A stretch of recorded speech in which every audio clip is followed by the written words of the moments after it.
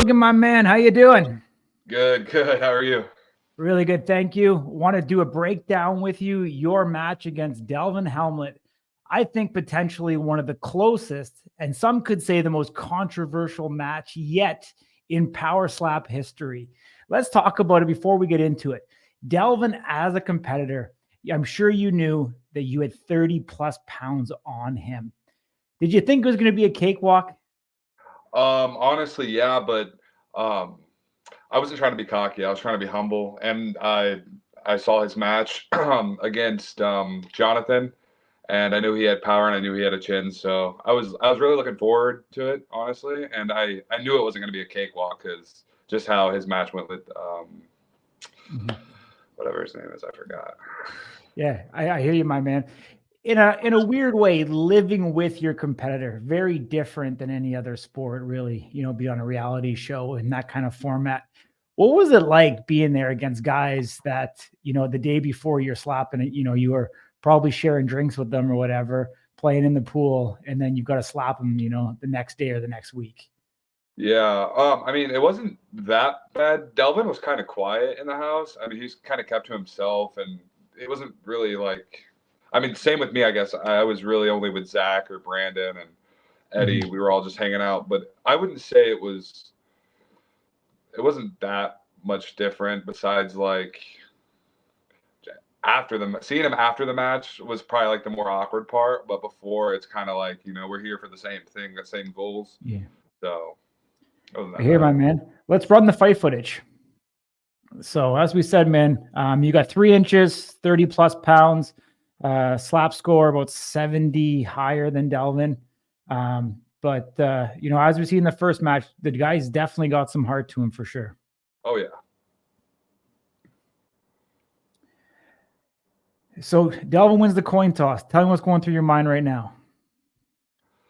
I'm focused on clinching my jaw and taking it. I knew I wasn't going to get knocked out. I did know he hit hard, but I knew I wasn't going to go to sleep. I don't think any of the heavyweights are going to put me to sleep. They could rock me or stumble me, but I'm pretty confident in my chin and my neck strength. So I'm not really too worried about that. Yeah, so you're able to eat that one around one. What's Chris doing for you? Do you like Chris as a coach? Is he calming you down and keeping you collected? Yeah, yeah. I mean, honestly, when I'm up there, everything kind of goes through one ear, out the other, kind of, because I'm so locked in. Mm-hmm. That one there, obviously, what happened? I Definitely not missed. what you wanted. Yeah, right after I hit him, I went over to Chris and I was like, it was too high. I knew I missed. Half my hand didn't even hit him, and it was too high. Um, and I knew that I just had to eat this one so I can get that slap back. That first round wasn't the best. What happened on your arm placement? It seemed to change trajectory a little bit on the angle you were coming in. Well, yeah. So Amir was giving me advice, so I tried that, and then I was like, I was stupid for me to kind of change up my swing and my form and all that right before my match. Not a good Totally. idea. Totally. So second one, yeah, I know Chris is telling you that Delvin gets better as the match goes on. Was that first one? Did it connect better than the first one? The first, what do you mean? Oh, we're in the second round. It looks like that second one was a stronger strike by Oh Delvin. yeah, yeah. Oh yeah. You're coming back The second here. one was the hardest one. Okay. This one here definitely getting better.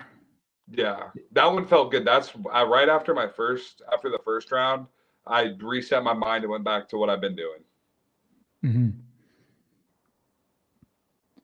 At And that I point, knew after I hit him, I looked at him and I saw him get like he's a little loose up there, and I knew that I was going to be the last one to hit him or in the last round. So that made me feel confident. I just had to eat this one.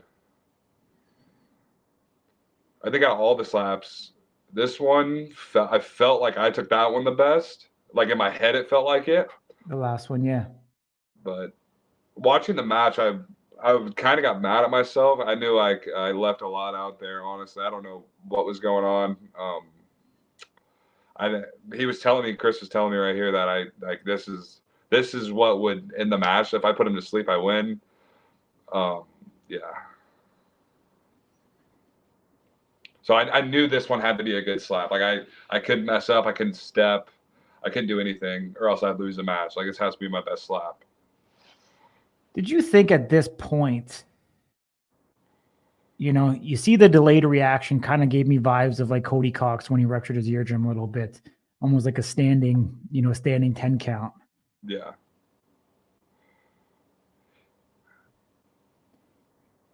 You know, before we get to the judge's decision here, how confident were you in the outcome? Well, when they started counting, that kind of, I knew that probably wouldn't be the match. Like going into that round, I knew I either had to knock him out or they would have to start counting for me to win the match. And once I saw that in my head, I was kind of like, I got it. But then the first round, I fucked my, if I would have hit him like I did the second round and the first round, I think he would have went to sleep on the third slap.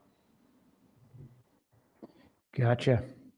But I knew it was going to be close. I knew whatever in the second round when he hit me, I think I kind of like blacked out there for a second, and then I snapped right back into it. It was like a millisecond of just like, whoa, like awareness. Yeah. Well, for you to take the victory, they must have gave you round 2 and 3. That's how I would assume that the victory came across for sure. Because I think it's pretty safe to say Delvin won round 1. Yeah, obviously with the miss. So yeah. I think it's because like I looked at in the second round, I looked at him and he like wasn't there. Like, I thought he was gonna like stumble over like he did in the third round, but he didn't. But I think once he started counting, I was like, I got that one. I wanted to go. I told Chris, I said, one more round. I was like, we might as well just go one more. It was close. Looks like a sense of relief there when you took the victory. I don't know. Maybe you're not saying it, but it looked like a little bit of nerves, like you weren't fully sure how it was going to go. You know, kind of looking forward now, Power Slap number 6 coming up. We know you're going to be on the live event at the Durango. You're going to have an audience there. I know some of the other Power Slap guys were there, so probably gave you a bit of little feels, you know, having those guys there, making sure you want to stand up against your peers. But where do you think you currently rank and fit within the heavyweight division? Honestly, humbly, I'd say 1 or 2. Like I don't think these heavyweights can really. They're all just normal dudes. Like I don't feel like. Honestly, I think Nate Bernard would be my toughest match out of everybody. Like that's who I expected to go against this entire like time, because I knew he would fit up to me better than others. I guess I just feel like they're average Joes kind of. And Power Slap 6, I'm going to show like everybody that I deserve to be highly ranked, because I'm going to come way different, way faster, way stronger. I've been working my ass off, like really, really hard. So I'm excited. I'm excited to prove my worth. Awesome. Yeah. I mean, so you think you're right there, Nate, Dwayne, you think you kind of fit right in that matchup. And yeah, I mean, an impressive victory could put you in line very much for Damien the Bell. Could be very interesting. Our other analyst, Ding, thought you'd kind of come in around 4 or 5. You know, he told me I could tell you that if you haven't watched the final slap, but he thinks, you know, DTP or Ryan Phillips would be an exciting matchup for you at Power Slap number 6. But super excited to hear how that match goes. I know I'm not going to ask you. I'm sure you got a contract in place. I'm sure you're ready to go.